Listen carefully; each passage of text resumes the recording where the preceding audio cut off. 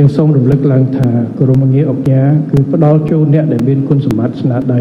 គុណបំណាច់នៅក្នុងការចូលរួមអភិវឌ្ឍកសាងជាតិ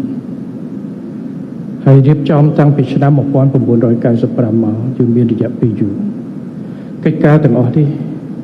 ក្រមប្រព័ន្ធទាំងអស់គឺជាអ្នកដែលមានស្នាដៃមានកិច្ចការពីរលក្ខណៈទី1គឺ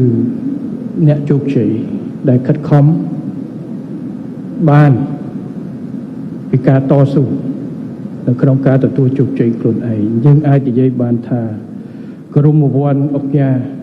ភាគច្រើនជាពិសេសអ្នកចំនួន1គឺសិតតែអ្នកតស៊ូចេញពីបាតដៃទទេបាទប៉ុន្តែយើងមានក្រមប្រព័ន្ធអង្គការមួយចំនួនដែលជាអ្នកចំនួន2ជាកូន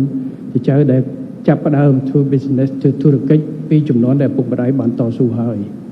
ប៉ុន្តែភាគច្រើនជាពិសេសអ្នកដែលមានវត្តមានចំនួន1នេះគឺភាគច្រើនចេញពីដៃទទេពី79មកអត់មានអីទេទោះបីជាអ្នកខ្លះពីមុនធ្លាប់ចេញពីគ្រួសារ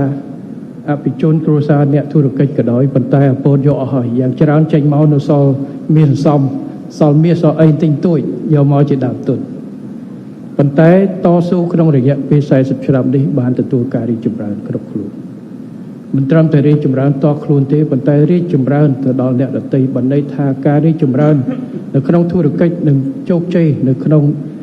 គឺថា business ឬមួយក៏អាជីវកម្មរៀងខ្លួនបានផ្ដល់នៅការងារផ្ដល់នៅគុណផលប្រយោជន៍ទៅដល់អ្នកផ្សេងអញ្ចឹងការខិតខំទាំងអស់នេះគឺជាគំរូមួយទី2ក្រមប្រព័ន្ធអង្គការគឺផ្ដល់ឲ្យមិនមែនតែអ្នកដែលអាចជោគជ័យក្នុងជីវិតធុរកិច្ចជាមួយអីនោះទេគឺក៏ផ្ដល់ឲ្យអ្នកដែលបានផ្ដល់ការងារផ្ដល់នូវភាពជោគជ័យរបស់ខ្លួនចែករំលែកទៅដល់សង្គម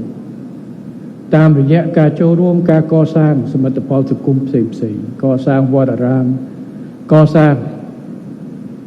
ចូលរួមនៅក្នុងការងារព្រះធម៌និងកសាងជួយដល់អ្នកដទៃជាចិត្តនេះហើយគឺជាគុណសម្បត្តិហើយការរៀបចំនៅក្រមងារអង្គការគឺជាការផ្ដល់នៅឱកាសដើម្បីជាការទទួលស្គាល់នៃការខិតខំប្រឹងប្រែងរបស់ក្រមវ័នទាំងអស់